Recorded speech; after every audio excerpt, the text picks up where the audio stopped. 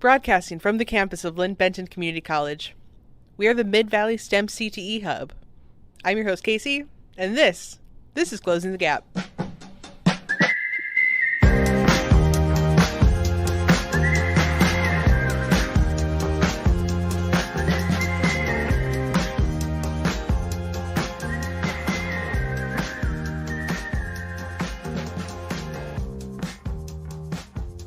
Food is such an amazing thing. It's sustenance, it's art, it's science. Every STEM discipline is utilized in large-scale food production, yet it might be the most accessible way that people can start learning basic STEM concepts. I would like to welcome on my guest today, Devin Chase. Devin is a chef and co-owner of St. Perpetua Patio. Hey, Devin. Hi, Casey. So, what did you want to be when you grew up? Were you always trying to be a chef, or did you aspire to something else when you were growing up? I definitely didn't think I would be a chef when I grew up. I used to hate cooking and I hated it when I was a kid. It was not going to happen. I thought I'd be a vet or something to do with animals. I grew up on a farm, kind of. I had pigs and horses, and I always thought I would end up working with animals somehow, not necessarily cooking them, but other ways. Yeah. That's interesting that you used to hate cooking. So how did you get down the path of becoming a chef and a restaurant owner then? It was kind of funny. I mean, I blame my mother mostly. She's a terrible cook. I mean, absolutely atrocious. So I would secret make my little sister and I dinner before my mom would come home, because we would end up eating just, I don't even know what it would be, runny weird microwave eggs and flour tortillas and mayonnaise and, just like absolutely terrible stuff. So I would make my sis and I mac and cheese, or like gussy up something that was in the fridge or leftovers, and sort of just started making dinner every night on the sly before mom would get home. Easier that way. Oh yeah, she's a atrocious cook. It's terrible. I can dig that. I remember eating a lot of mayo sandwiches growing up. Yeah. Mm-hmm. Yeah, a lot of Miracle Whip and bologna, a lot of really weird microwave omelets. Mom loves microwave. Don't get me wrong, I do too. There's a time and a place, but maybe not every day. For sure. So how did you start pursuing a culinary career? Did you get any formal training, or did you do a lot of like on-the-job training? Do you have an opinion about which one's better, or any pros and cons? I sure do. I just kind of fell into cooking. I was going to college and was really confused as what my major was going to be. I thought I tried to double major, and then was really going to graduate with a general studies of nothing, and was like, I hate this.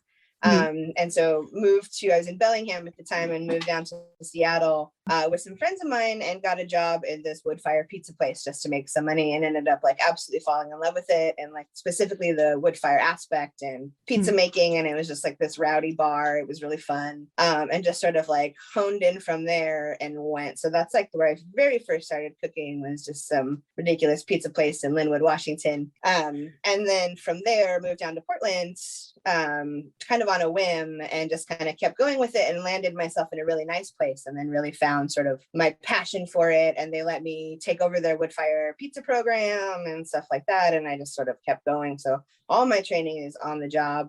I didn't take any sort of culinary classes or schooling. I mean, I've done a few things and worked with people that are incredibly knowledgeable, and got to mentor under a lot of really good people, but nothing like no culinary school or anything like that. And I think my opinion is on the job is always better. A lot of culinary students in the culinary path, they come out and they've been told they're chefs, and it really depends on the school that they go to. I think, like there's the whole debacle of like Western Culinary Institute, and now that's completely gone because it was a huge scam and no one actually learned everything. But I remember managing kitchens sort of while all that was happening, and working with people that were coming out of that program, and they were all told that they were head chefs. Like, you come out of there and you're going to be a head chef. So we had all of these huge egos walking into the kitchen, and I was like, I'm sorry, you still have to start as a dishwasher. And it was just seeing that like conflict of skill and ego was pretty wild. And I think that comes a lot out of culinary school. But I don't think it's a complete wash, because there are definitely people, you can learn what you want in culinary school. But I think you can also just be self-taught. Same thing, I can just read a book and practice a few times and ask some people I know that make this dish or this food, or just like reach out to somebody for that knowledge in the same way that I would get to pay somebody for that. For sure. I think the culinary industry aligns a lot with people that don't want to go to school, because it seems accessible in that way. And And similarly, I think a lot of skilled trades are in that way where you can get an apprenticeship or, learn at a small business and kind of work your way up.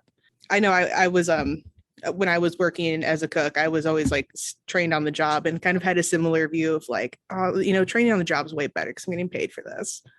Yeah, exactly. And it's like, if you're paying attention, you're going to learn what everyone around you is doing anyway. And if you just ask the questions, you'll actually get the real world application to it, not just what you think is going to happen. And I think there's been a lot of folks that have come across that, like, come out and they want to be cooks and they're so excited and they did culinary school and they hit their externship and they decide to hate it. And it's actually really hard and it's dirty and long hours and you don't get to eat and they decide to hate it. Right. And it's like, I'm sorry, you just spent 30 grand to hate this career. It's like, ooh, that makes me nervous. So I always, people ask me, tell them to work in a kitchen first and then decide, because there's all kinds of amazing learning you can do. There's programs in Italy that take on cooks and they put you up in Rome. Like there's amazing programs you can get invited to and grants to and things like that if you really want to learn and go that route. But I don't know, I'm just an on the job person. Yes. Totally. I feel like being a cook is also a great career for someone who wants to travel and wants to live like more, I don't know if nomadic style is really like what I'm getting at, but the people that are just interested in not staying in one place all the time, because, you can find a cook job anywhere. And, it's like food's like a universal language. So if you can do things well, I mean, you could work anywhere. Oh yeah, you could go into any city if you have basic competency on a line and find a job, and people are so happy to have you. Totally. Also, so yeah, and within that too, if you set yourself up, like I got lucky working under some fancy chefs, and they would take me all over the place. I would have to do all the grunt work every time we went, but I went to New York several times. I got to cook at like the James Beard House once, and all of these crazy things I never would have done. Like I cooked at a governor's ball in Washington, D.C. And it's like, I was just a little tag along and I got to go to all these things. And it was awesome. I never would have gone anywhere had it not been for that. So that's fun. I got to go to Italy once. Nice. I'll just like tag along. Yeah. That sounds like a blast. If you seek it out. So what have been some of your like proudest accomplishments so far? I think being asked to go to Italy was probably a really big deal. That was super fun. I got to do a farm tour and learn all about radicchio from a bunch of farmers and like wine producers and seed growers through Italy, and then cook at this huge winter vegetable festival in super northern Italy in Mezzocorona, which was so much fun. And it was like, I don't know, felt such a big compliment to be asked to go and make food for actual like Italians, when that's kind of my shtick, is a lot of Italian food. That was huge for sure, especially in my younger career. And then opening St. Perpetua has been by far my biggest accomplishment, and like opening my own place, or our own place, with Sage and Emily. That's been huge and feels like an actual like, oh shit, that's cool. Instead of just sort of working for someone and getting it done, it definitely feels like the big accomplishment. Can you tell me about some of your biggest challenges in your career? Yeah, I mean, being a chef or like a cook at all is like the hours are insane. Trying to have a personal life at all was definitely a challenge, and how to balance that. Yeah, social life, work life, that's always been a big challenge, I suppose. I don't know, like the physical toll that cooking takes. I didn't realize as I was younger, but now I'm like, oh, my back hurts. I'm like almost 40 and I'm like, I'm pretty sure my body's like 50. But so that's definitely been like a physical challenge, and you just kind of get over it. I'm also like a very short person, so working kitchens are always like built very tall, very high up for some reason. So that's been another challenge. Always, I'm wicked with some long tongs. But I don't know, like the challenges have been just like staying on track, and I think just deciding whether or not this is something that you really want to commit to, or is it like every 5 years or so, I'm like, God, do I want to keep doing this? Am I ever going to get my own place? It feels daunting and overwhelming. So I think for me, it was like sticking with it and deciding not to leave this career or try something different. I think was a struggle I definitely had in it. But I mean, I don't know, like lots of challenges. For sure. I would love to hear more about you opening your own restaurant. I think a lot of people love the idea of working for themselves, and it seems kind of scary with the immense amount of work on top of like the insane amount of risk. Can Can you speak to the entrepreneurial side of your career and how you went from being an employee to a business owner? Sure. Opening my own place is always something that I wanted to do. So that's always been like the end goal. And in what capacity that would be, I really wasn't sure until recently. Honestly, I sort of always pictured myself staying in Portland and having like a little something, like a sit down restaurant of some kind there. And then really when COVID hit, it was like I really started rethinking everything and how to function as a restaurant. And I think it also left the opportunity to change up what we think about restaurants and how we want to make money in them and how we want to feed people and like who we want to feed and why.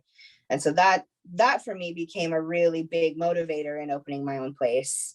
I'm tired of feeding wealthy, pretentious people that don't really care that much. I'm really excited to have like a takeout window and be in this atmosphere where it's way more casual and you walk up and I have these delicious things for you and I hope that you like them and you go to your house and eat them or to the beach and walk around instead of like, I don't know, having 4 courses and feeling very snotty about everything. And I think like having the opportunity to start up and take control of that and that atmosphere and sort of the direction that we want to have our own business in instead of letting that dictate how we become a business has been the driving force, I think, for me in really wanting to do this. Is getting to mix it up a little bit. And like that's equally as scary because my brain constantly goes back. I mean, Emily and I were talking about this, goes back to like fine dining and like I have this panic and everyone's going to hate it. And it's like some old guy's going to yell at me and I know it, you know, and it's like that's not happening. And that feels really good. And so some of, I think, the terror that we had going into it and insecurity is starting to go away. It's a lot of hard work. For sure. And it was super intimidating to get started. I think that we kind of were in the process of doing this, but kind of drug our feet a little bit because it was so terrifying. And once we actually got into it and into the application processes and all of the red tape with the counties and the paperwork and all of that is what that freaks me out. I hate it. It's like so overwhelming, but people were so ready to be helpful also in that same manner. Like every time I actually just got up the nerve to reach out and be like, what does this mean? I don't know what this paragraph says to me to do. You know, somebody would be there to be like, oh, it's actually really easy. That just means that you need to put some rubber floorboards over there. It's like, oh, I could do that. You know, like that's in my skills. I can do that. Yeah. Okay. So it does seem terrifying, but once you just get into it, if you ask questions and utilize your resources, it's really not too bad. And it people were so ready to be helpful and want to see people starting businesses, especially in small communities and people that are, you know, like not your standard rich white guy. I think people were really excited that we are like a queer and women run business that's opening on our own out here and starting small. And so I think people were surprisingly helpful. And as terrifying as it is, just like reach out to people and give it a shot. And you can start small. We're dropping money left and right, of course, but it's like we're doing it little at a time. I started stockpiling restaurant equipment when I would see it for sale on Craigslist or cheap things, you know, 5 years ago. And so I had kind of a garage of stuff ready to go. So when it was time, it's like it wasn't as bad, you know. So like start small and grow into what you think instead of starting with like a powerhouse, you know, like go small. It's helping us anyway. I think one of the things that I found so appealing about St. Perpetua Patio is that it's an all queer and women run operation. And oftentimes in professional kitchens and restaurants, we see cooks and chef positions being filled by men. And as a former professional cook myself, I was like the only woman working in the kitchen oftentimes. And I was just wondering if you could speak to the experience navigating this, if you had run into a similar situation, but just navigating how you work in a male dominated field up until this point. Yeah. I mean, I really lucked out. Other than my first like pizza job in Seattle, that was such a dude bro place. And it was fun, but I was the only woman to have ever worked the line there. And so there was a lot of weird hazing that went on, and let alone like queer woman be in the place at all. So that place was pretty rough. And I left pretty quickly, but not without, like making my space there. And I think that what I found is like, when I started getting shit because I'm a lesbian and female and all of the above, it was like, I just got mad and was like, well, I'm going to outcook you. And so I started then just actively trying to take these guys' jobs and put them down. And so like, that's sort of how I dealing with it at a younger age, which isn't always the best way to go. And then, like, yes, but it was, and then from there, after that experience, I really tried to work in women-run kitchens. And so they are out there. You just have to seek them out. But even within that, when I was managing, like Nostrana is one run by Kathy Wims, and the sous chef there for the really longest time, where two of the sous chefs were women. And so that was such a sweet place to come into, and they just didn't deal with any of sort of the male ego and things like that. But I don't know, seeing the differences, like how sweet a kitchen can be and inviting and accommodating and like treat you like a human versus like these sort of rough male run kitchens was really eye-opening, I suppose, and really let me know how I want to proceed as a cook in this world and in kitchens, and how I want to lead kitchens in that way. So even when I've been like the only woman in charge of an entirely male staff, like I want to say, like, don't boys club with these people. Like actually, I don't know how to say it. Like, you have the ability to call people out when they're doing the behavior that you don't like. And even though it's really challenging, especially in a work environment and such a environment that's prone to sexism and harassment, and it's like, and I like jokes, kitchens are terrible dirty places. Everyone is saying crass things and having a good time, and you're all friends, and it's like there's no work etiquette. It's it's all off the cuff, and I do really enjoy that about being in kitchens. But I think for me it was like finding that line, and it's like we can all do this and joke around, but the moment you say something sexist or derogatory, or there's like a line to draw, and it's like that became something very clear to me that was going to be my job going forward in all the kitchens that I was at. And so it was like, I think the way that I found to navigate it was just leading by example and not putting up with shit if I didn't have to. You don't always get to say what you want. I can't go up to the big head chef and tell him to go himself. Okay. But I can let him know later that I didn't appreciate that and how it made me feel, and that I won't be coming back if that behavior continues. And if like you're good at what you do, they want you to stay. And I've had pretty good luck with that and been like, this was too far for me and here's why. And often if you just make that clear, it helps navigate the rest of it. And people start to sort of see that and not be jerks and not be sexist. And I mean, there's always one. There's like always one in every kitchen, but that sort of helped me navigate it, is just standing my ground, don't boys club, and like lead by example. It's like, I hate it when people become part of the dude pack. It's just like, totally. I mean, I think communication is a great way to change a situation for the better. Yeah. It's like you get your mom finger out, like, I didn't appreciate that. Mm-hmm. Yeah, for sure. And here's why. And people actually respond surprisingly well to it. Yeah, totally. I think transparency is valuable. And sometimes people don't realize that they're being butt heads until, you tell them. And it's like, if it's all going around and there's this sort of like camaraderie and jokiness, and the moment somebody gets called out, they think twice about it the next time, where I'm like, oh, I wouldn't have said that actually had I realized it was going to hurt your feelings this way or whatever. And it's surprising how many times I've been like, dude, that was so stupid to say. And it's like, yeah, sorry, and it's like, thank you. And then you just move on. And that's like, rather than having weird tension, but not always, but sometimes it works. Right on. Many young women might not be aware of career opportunities in skilled trades and other STEM fields. What do you think can be done to spread the word to women about these career opportunities and these career options in these fields? What can we do to support them? Well, I mean, I think what you're doing is awesome. I think having this like podcast and just letting people know that it is an option, and there's avenues and people that are here to support also and aid and mentor and things like that. I think if there's a way to hook people up with mentorships and things like that, and just being very visible about women and queer people in these careers that are male dominated, I think is like a really good way to be like, oh, it is an option.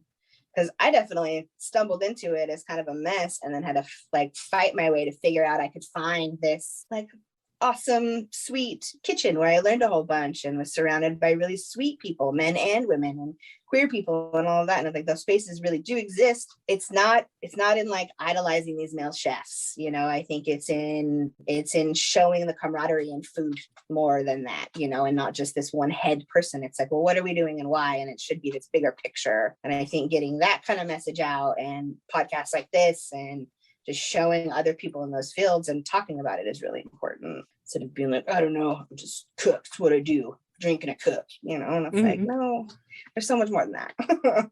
There should be so much more than that. I think that makes it a little more accessible to other people that aren't just like ego driven or decide they're going to be a chef because they like the Food Network. Yeah, I think it's super important to show people with faces that aren't Ina Garten, you know, or like Bobby Flay or something. Because I know personally, like when I was going down a career as being a professional cook, you know, I watched like Ina Garten a lot growing up, and it's like, you know, I'm just not like this waspy New England person. Like, will I fit in? And then you get to someone, and you're like, oh, it's not actually like that. There is a spot for me. And I, you know, when all your exposure is you know, watching the Food Network, it can be kind of intimidating to break into a field like this. Well, for sure, you know, we're not all like Ina Garten. We're not all in, you know, the Hamptons cooking for Jeffrey and the boys. It's like the rest of us are just living regular lives, but also like food. And for me, it's always about like feeding the community and sourcing through the community. And I think that's equally as important and less like idolizing a chef. It's about like what everyone gets to eat around here and how you can find it and feed everybody. And I think like, taking sort of that famous chef persona and knocking that down, I think would help other people feel accessible in this career and like supported in this career, and that there are different people and bodies out here and all of it. Yeah, would be nice getting that out there. Like we had one of my favorite stories / compliments that came out recently. I was buying mushrooms from Rainforest Mushrooms. Bob, the mushroom guy, he's so sweet, sweet old guy. And he's talking to me, he's like, so I was hanging out with a friend of mine. She's about 85. And I was like, all right, good. And she's talking about this new place in town, and it's the same Perpetuas. And I was like, yep, that's us. She's like, I know those guys. And then she was like, well, you know, it's run by a queer and a biennial, don't you? Or no, what did she call it? She calls it gays and biennials, you know. And I was like, a biennial, you know. And she was like, well, you know, someone that's not a boy or a girl. And I was like, oh, non-binary is what the word you're looking for there. And I was like, yep, we're a whole pack of non-binary bisexuals. And it was just like odd to have that conversation. But also really happy that that's also part of our shtick and what's getting out to the community is like, it's a little more inclusive of a place, I guess. And it's actually being met with a lot of positivity, which I wasn't too sure in a small community, but also Yachats is such a queer little mecca. Yeah, that was kind of nice to hear and see, even though it's like very funny. That is pretty funny. It is nice though to be able to go somewhere that represents the younger working class of Yachats, you know, and see that represented in being able to like patronize that kind of establishment. Oh, well, thank you. We're trying. Yeah, we want to make it cozy and inviting for like everybody, and not just a bar and not like a high-end restaurant, like something in between that's just fun to sit at and take the food and go, or hang out here and have a drink, or, you know, whatever. For sure. No rules. Yeah. What are any future accomplishments you have in mind for your career or even your restaurant? Oh man, well, we'd like to make some money at some point. That would be super. That's a super big goal. We're so new. It's hard to sort of wrap my brain around what would be next. You know, we're just 3 months in right now. And so it's really right now, all I can do is think about making this a successful business and then going from there. But I mean, what I'd like to do is I'd like to have a few spots. I think that there's like some, not holes in the food community here, but some niches that could be filled, you know. Like I really like what we're doing at St. Perpetua and making everything from scratch. It's all as local as I could possibly get it, and really intentional. But I also think that we need like a burger joint here that's cheap and accessible for everybody, and milkshakes and burgers and something that's easy and fun, but still not crappy frozen patties from somewhere, like I think providing some more accessible food in this community would be what I'd like to focus on, and a way then to do some kind of outreach also. Like, the disparity in wealth and food and nutrition around here is wild. And it would be really nice to help bridge that gap in there as well. Awesome. We'll see. Here's something, next future goal would also be to have, offer some kind of like mentorship for people that are looking how to cook or learning how to cook. So especially that are queer people or people of color, or anyone that isn't your standard wealthy white guy, to be perfectly honest. That's a good goal to have, like fostering people in the community. Yeah. Why not? Do you have any advice for young women and people of gender minorities that are looking to follow a similar career path? I think my advice would be to like ask for what you're worth. Don't wait for people to notice you. I spent a lot of time, I think, in supporting roles when I was actually managing and doing a lot more, and saw a lot of people get promoted above me, even though deep down I know that I should have had that job, or it's because they asked for it and I just never asked for it. No one knew I wasn't happy in this position, and I kept thinking I was going to get seen and they'll realize and they're going to promote you and you'll end up learning and stuff. And it was like, as soon as I started just asking for what I wanted and was interested and was like, no, I want to learn saute now. What are you doing? I got put right there. Or this cook who in their spare time just started teaching me that station. And it was like, once I started asking for what I want and asking for what I was worth, I started to get it instead of hoping it came to me. And I think that for minorities and women and people in these careers, it's so important to do that. It's not something that always comes naturally to us, I think. And so once I kind of like scrapped that, I started moving up exponentially. And it was like, that was the biggest game changer for me, was to just try and ask for what you want. And that's like, don't be over the top. Don't be demanding. Don't be like the squeaky wheel that, gets it. But there is a balance, I think, in that. Knowing what you're worth was so important. For sure. I totally agree. All right. So we're coming towards the end of our interview here, but I have a couple of fun questions for you. You mentioned that you really liked cooking Italian food. Could you tell me about any like particular dishes that you really like to cook? Ooh, this is like the worst question to ask a chef. I always am like, everything. I cook everything. Let's see. I'm a real like seasonal cook, so I have kind of a hard time narrowing it down. It's like right now I'm obsessed with oxtail. I like to braise a lot of oxtail. I don't know, I like to cook seasonally. I can't wait for summer to come so I can start cooking wood fire again and cooking outside. That's really where my passion lies. We have a little wood burning oven. We'll break out in the summer and stuff. So that's really what I love to do. Awesome. Besides following you and St. Perpetua Patio, do you have any other restaurants or chefs or people doing culinary things that you could recommend young people check out to learn more about, getting into the field? Sure.